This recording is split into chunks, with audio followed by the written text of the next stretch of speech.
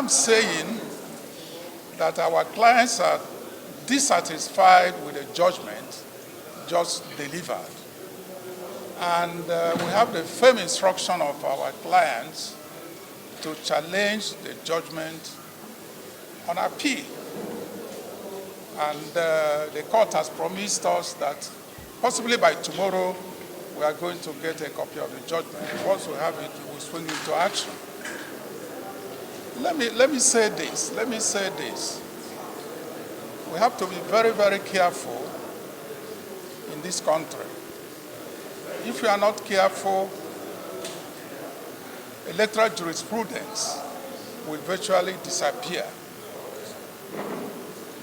I'm saying this with every amount of sincerity, because when the litigants, when those who contested the election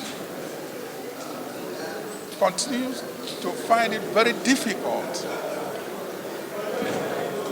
to establish their case due to obstacles all the way, starting by INEC, certainly they may resort to some other means of trying to seek justice, which may not be lawful. And nobody encourages that. Nobody encourages that. So, and also, I commend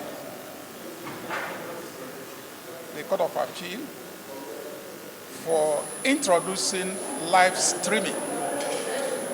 You will recall that we applied to the court to have live streaming of all the proceedings. The court, in its wisdom, did not grant the application, but now in the end, they saw wisdom in it to guarantee transparency. Hence, they introduced live streaming of the judgment.